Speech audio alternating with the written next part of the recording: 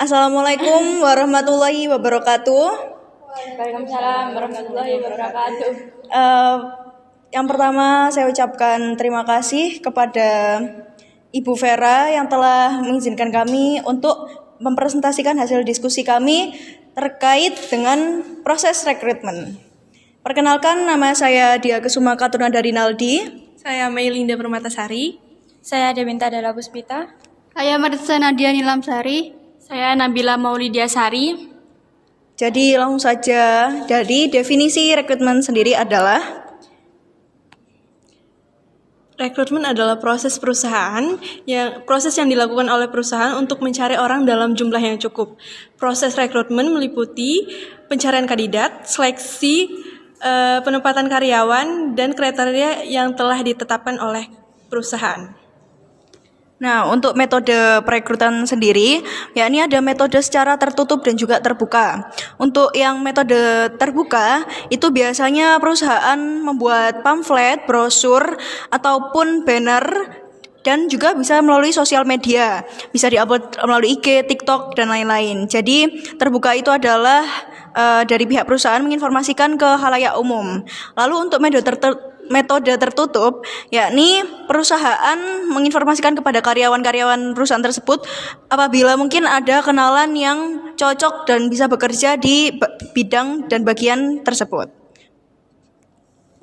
Nah, selanjutnya adalah langkah-langkah dalam seleksi. Yang pertama adalah menyeleksi surat lamaran, di mana setelah calon pekerja mengirimkan surat lamaran pekerjaan, bagian HR melihat pengalaman dan pendidikan calon pekerja. Nah, yang kedua adalah pengisian blanko, di mana lamaran setelah mengirimkan CV dan blanko lamaran. Dan yang ketiga adalah pemeriksaan referensi, di mana calon pekerja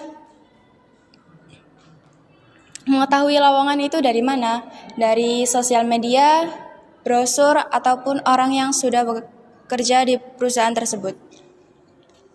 Yang keempat adalah wawancara pendahuluan. Dalam wawancara ini, HR atau sang perekrut ini melihat bagaimana cara kita berpenampilan yang disesuaikan dari perusahaan, entah itu dasinya, kemejanya, jilbabnya, atau bawahannya. Yang kelima adalah tes kesehatan.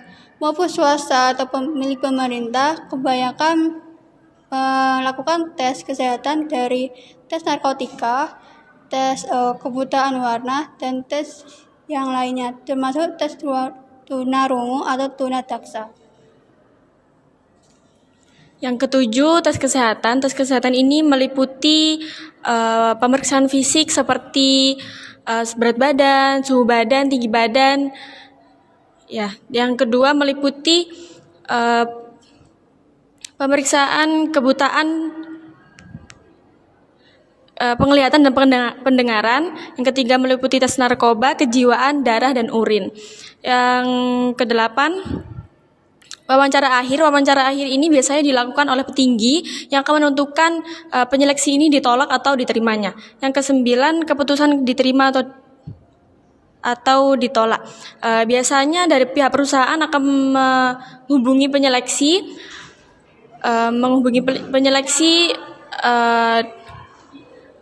Calon karyawan tersebut itu diterima atau ditolak. Sekian hasil diskusi dan presentasi dari kelompok kami. Apabila ada kesalahan mohon dimaafkan. Terima kasih. Wassalamualaikum warahmatullahi wabarakatuh.